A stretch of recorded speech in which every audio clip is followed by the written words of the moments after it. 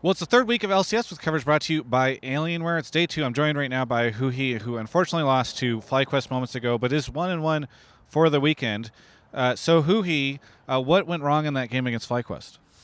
I think the early game went pretty well for us. I think it was like towards the mid late game that we were kind of struggling finding picks, and we made few mistakes when we were pulling the Baron and stuff like that.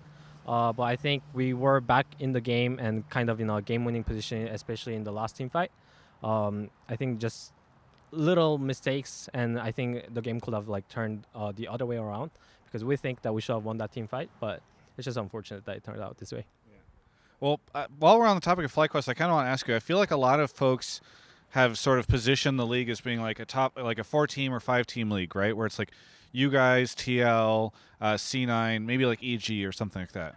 But it feels like now in week 3 we're seeing really different. I mean, right now FlyQuest is at the top of the standings, possibly with TL based on how their day goes. It seems like EG is struggling, Dig's standing up there. So what do you think of the strength of all the different teams now that we're about halfway through the split? I think there's like so many like new faces, especially in this split, and I think like players like Tukui and like River are like really showing up in like teams that we don't expect them to be that good.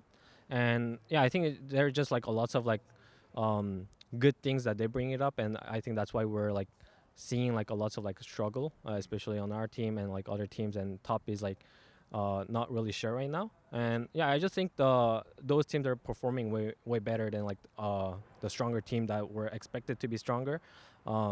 It's just like we just have to see if that's the case for the playoffs too. If you had to categorize the league right now, do you think it's possible? Like, do you think there's top 5 teams, bottom 5, or is it top 2 and everybody else? Like, where? How does this look when you kind of rate everybody out or tier them out?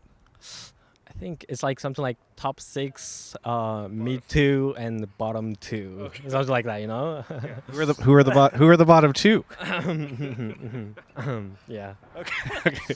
Well, okay. Regardless, are any big surprises for you this split so far? I mean, again, we're halfway in. We did lock in. So, anything that's happening this year that you obviously you just mentioned like Takui and River and stuff, but anything else that's been really shocking to you? I guess I can only speak for myself, right? So I think for us, like me and FBI were in not a bad form, I think, in the beginning of the split, but I feel like we're kind of falling off again. And yeah, I think that's been like a little shocking for myself, and I think we are both aware of that, and we're trying to improve on that. What is it? Do you guys think you just don't have what you need to have right now, or is it way more attention from other bot laners? Like, what is really causing you guys to feel so you're not where you want to be? I think it's like a little bit of both. Like we're definitely like in a bad way, like running it down. Like for some reason, we're just playing bad straight up, and also like other teams are punishing our mistakes that we don't usually make, and it's like on both ways. So we're aware like what we're doing wrong, and we're trying to work on it, but it's like not an easy fix. But like I think I have confidence that we will improve on it. I want to ask you a little bit about Champions Queue because I've been meaning to ask more players about it, but then there's been crazy drama this weekend, so I'm going to ask you about it. Champions Queue, is it good? Do you use it? What do you think of it? I do use it. I usually play Champions Queue over solo queue right now. I think right now it is good and bad. Just because I think the reason why it's so bad or like bad is because there is no MMR system. Sometimes the game is just straight up one-sided that you cannot do anything. Like enemy just has better teammates and they will just win the game. But after the MMR system implements, I think it will get a lot better.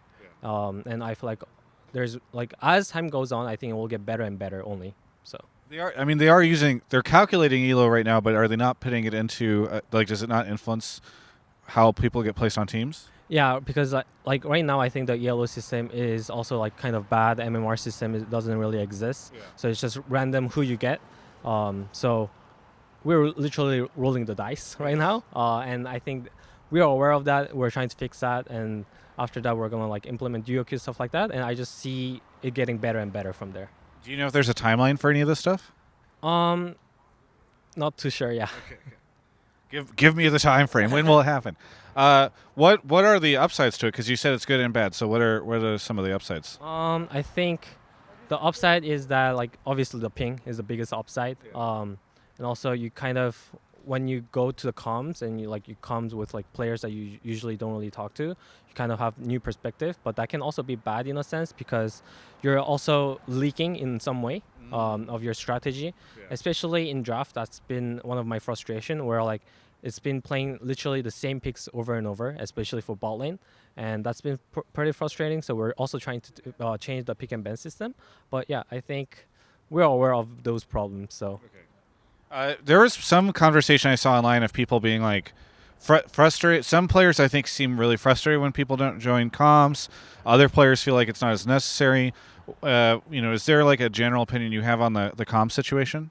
Yeah, I feel like comms like it's just up to the person. I don't think we want to force people to join the comms. Yeah. The first rule was that like if you want to comms, you can. If not, you don't have to. Yeah. And I don't think people should get frustrated over that. Yeah. Yeah. Have you had to play Champions Queue with Bjergsen at all? Yeah, I've had him like 2 or 3 times on my team. How does he perform in Champions Queue? He performs pretty well. Yeah. Pretty well. Okay. He even played TF for me. Yeah. That was pretty good. Does he join comms? Yeah, he joins comms. Okay, very good. Good to know. All right. Is there anything you want to say to any of the fans out there?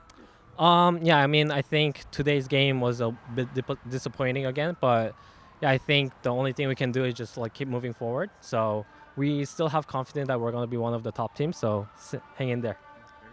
Well, the sirens are driving by right now. I don't know if those are going to get picked up by the microphone, but that might mean that it's time to end the interview. Thank you so much for the interview. For everyone else, you can check out the rest of my coverage of all things LCS right here on my YouTube channel. Oh my God. There's just so much space. I have so much space now. It's not like when I'm sitting in my chair in my office trying to interview people. I can just move all over the place.